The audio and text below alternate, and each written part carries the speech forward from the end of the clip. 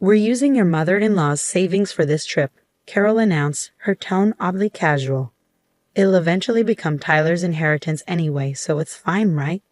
she added, as if to justify their actions. My brother and his wife had rushed over immediately after my mother passed away, not to offer condolences, but to seize her bank book and withdraw her savings before I could even submit her death certificate to the government office. "You used Mom's money, huh?" I managed to ask, trying to suppress my anger. Carol's response was shockingly nonchalant. "Yeah, we spent about $10,000 on the trip. Oh. The audacity of my brother and his wife, conspiring to use my mother's money without permission, made me furious for a moment. But then I remembered something. These people didn't know. I couldn't help but laugh. "My condolences," I said, barely holding back my laughter. Carol looked puzzled by my sudden outburst. "What's wrong with you? Did the shock of us using the money make you go crazy?" Of course, I wasn't going crazy. I just couldn't help but laugh when I imagined the surprised faces of my brother and his wife when they found out the truth and faced their miserable fate. Their carefree days were probably numbered. I am Samantha, a very ordinary office worker raised by kind parents. My parents were always good-natured, constantly thinking about what they could do for others. Their kindness sometimes led them to being deceived or burdened with unfair responsibilities, but I admired them nonetheless. However, my brother Tyler had a completely different personality. He was always calculating what was beneficial for him and acted accordingly. To him, our parents, who would go out of their way to help others, were incomprehensible. As Tyler grew up, his rebellion against our parents intensified. In high school, he began to demand more money from them, saying, "If you can afford to do something for others, you can give me more allowance." Despite accepting Tyler's personality, our parents never changed their beliefs. Their unwavering character only frustrated him more. Tyler's negative feelings towards our parents only grew stronger in college.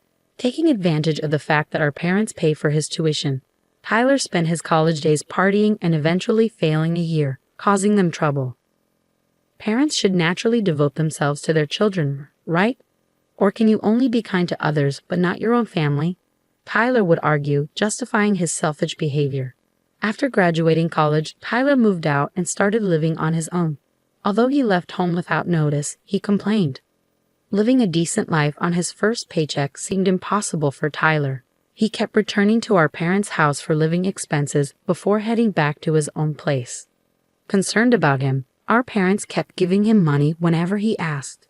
When I finally got a job, I decided to support our parents financially in place of Tyler. "Samantha, it's your hard-earned money, so you can use it however you like," my parents said. Despite their words, I continued to give them money, treating it as their grocery expenses. This routine continued for several years. Tyler, who only showed up to ask for money, unexpectedly invited me and our parents to a restaurant to talk. When we arrived, a beautiful woman was sitting next to Tyler. "Dad, Mom, Samantha, let me introduce you. This is my girlfriend, Carol," Tyler said, and Carol nodded politely. "I've decided to marry Carol. We'll be busy preparing for our wedding and our new life together, but I hope you'll support us." I initially thought Tyler meant support in terms of caring for Carol, but it became clear that his idea of support was entirely different. He asked our parents to cover the expenses for his wedding and their new home. Knowing our parents' inability to refuse help, Tyler skillfully persuaded them to foot the bill for everything. Even after the wedding and the purchase of their new home, he continued to rely on them for money. Carol, his wife, grew accustomed to this lifestyle and began living more extravagantly. However, this lavish lifestyle was short-lived. Our father's health deteriorated and he was hospitalized. Even with insurance, hospital stays are expensive.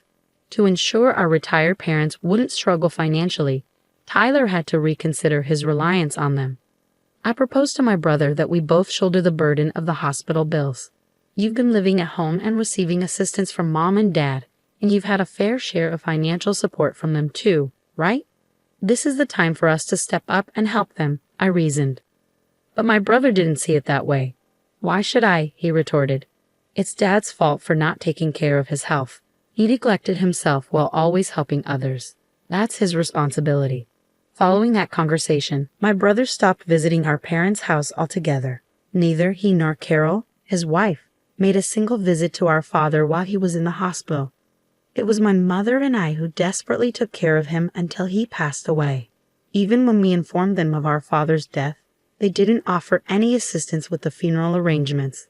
They briefly showed up at the funeral but failed to greet our relatives properly before leaving. Our relatives looked at them with disdain, but they seemed indifferent. My mother, who had bravely taken on the role of chief mourner during the funeral, began to lose her energy after the funeral, clearly affected by the loss of my father. "Tyler, Mom has been feeling down lately. She wants to see you. Can you visit her at home sometimes?" I asked my brother. After a brief pause, he responded, "By the way, what happened to Dad's inheritance?" "It all went to Mom. It seems they had decided that's what they would do when Dad was still alive," I informed him. Realizing the gravity of the situation, I felt a foreboding sense of dread and immediately cautioned my brother. "Mom has control of the money now, right?" he inquired. "Yes, but listen carefully," I urged, sensing his intentions. "Mom is emotionally vulnerable right now. Don't even think about taking advantage of her financially, okay? I need you to come and support her. That's what's important." "What's the point of going if I can't get any money out of it? It's not worth my time," he retorted dismissively. Despite my insistence that we wouldn't be providing him with any financial assistance, my brother never set foot in our parents' house again. Then, just 6 months after our father's passing, our mother also succumbed. Despite her weakened state, my brother showed no concern. Upon learning of her death, he hurried back to our parents' house. I hoped he would fulfill his duties as the eldest son during the funeral. But to my dismay, he and his wife vanished as soon as it began. Frantically, I tried calling his cell phone, but it went straight to voicemail. In the end, I assumed the role of chief mourner in his absence, managing to navigate through the funeral proceedings alone. Several days later, I finally managed to get in touch with my brother. "Samantha, this is Carol," came the voice on the other end. "Where's Tyler?" I asked anxiously. "He's busy with boarding procedures and can't come to the phone," Carol replied casually. "Boarding procedures? Where are you?" "We're at JFK Airport. We're leaving the United States in a few hours." Lol. My heart sank as I processed the revelation. "You're leaving the United States and going abroad?" "Yes, we're going on an international trip," Carol confirmed, devoid of any hint of remorse or regret. I was taken aback by my brother and his wife's swift decision to embark on an overseas trip immediately after our mother's passing. However, what Carol uttered next left me utterly astounded. "We're really grateful to our mother-in-law, you know. Thanks to her, we're able to enjoy this luxurious trip abroad," Carol remarked, her tone laced with casualness. Puzzled, I questioned, "What do you mean by that?" "We used our mother-in-law's savings for this trip. After all, it was going to be Tyler's inheritance anyway, so why not use Mom's savings?" Carol explained nonchalantly. "How did you manage to get that money?"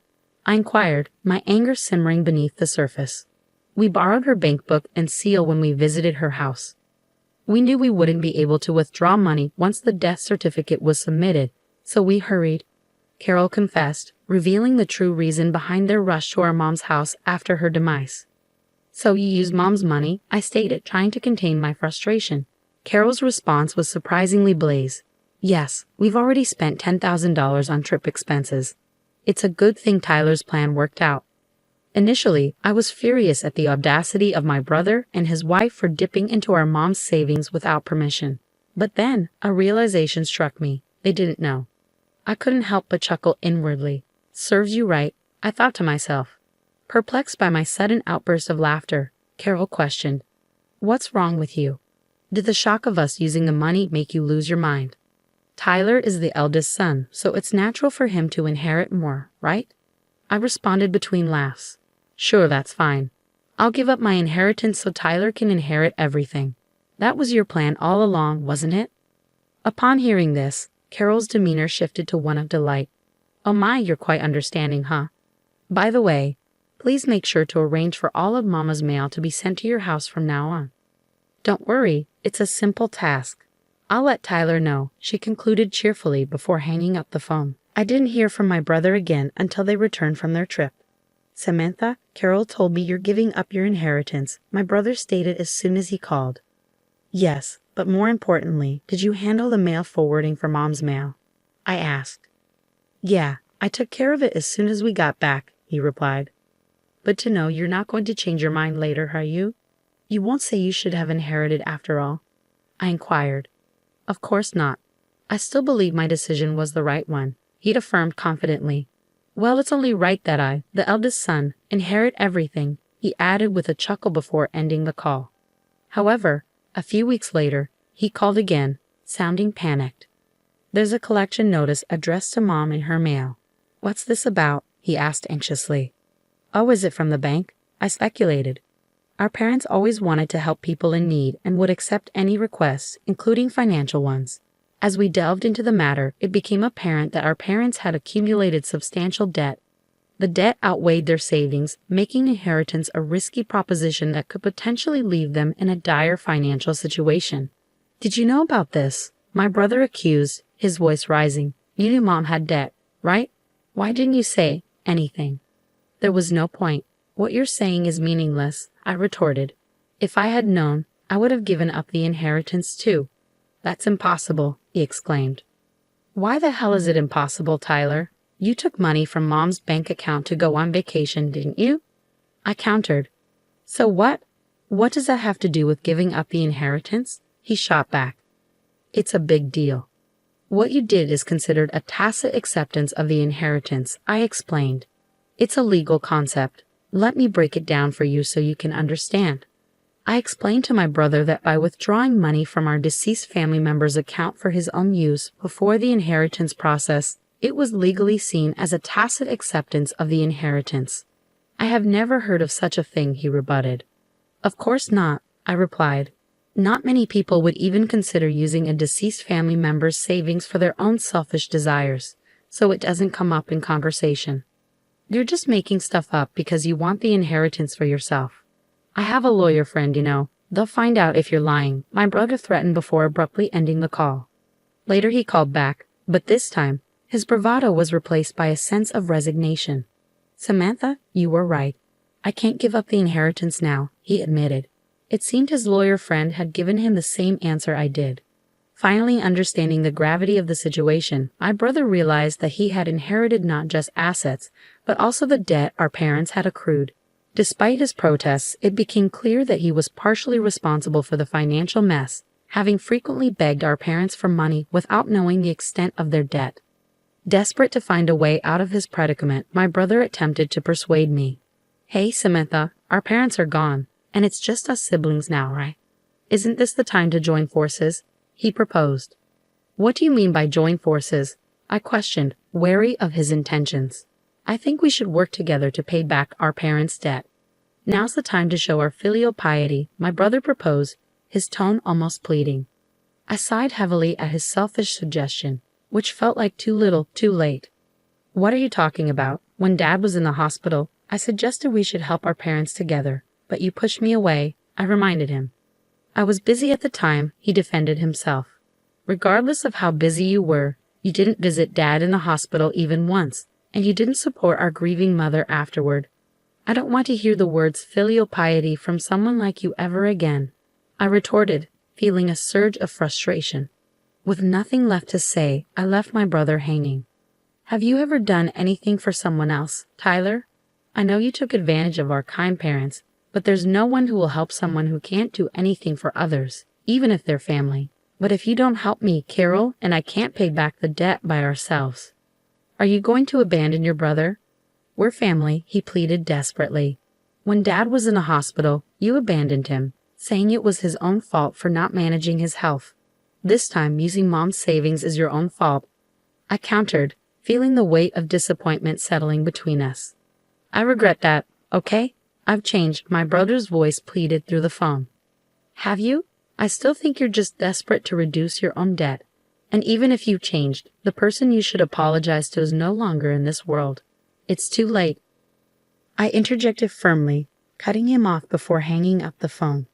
I had no intention of helping him. After all the trouble he had caused our parents throughout the years, burdened with debt and unable to live the carefree life they once had, Tyler and Carol's relationship quickly turned sour. However, living separately would only incur more expenses.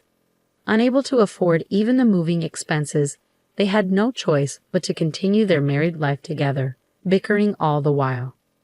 At first, they tried to save money and pay off the debt little by little from their salaries, but it didn't last long. Neither Tyler nor Carol could forget their luxurious lifestyle, and they would secretly spend money behind each other's backs, causing their debt to never decrease. As a result, they blamed each other for their inability to reduce the debt further, damaging their relationship. Their marriage continued to crumble in this vicious cycle. On the other hand, I finally found the time to properly mourn our parents. I remembered how during our parents' funeral, countless attendees tearfully expressed their gratitude for the help our parents had provided them when they were in need. Realizing how many people our parents had helped made me feel even more proud of them. It was ironic that my brother, who had never shown any gratitude and had always caused trouble for our parents, ended up shouldering the debt that resulted from their acts of kindness. Even though they were drowning in debt, I still admired our parents for never giving up on helping others. With these thoughts in mind, I continued to pay my respects to our parents at the family altar every day.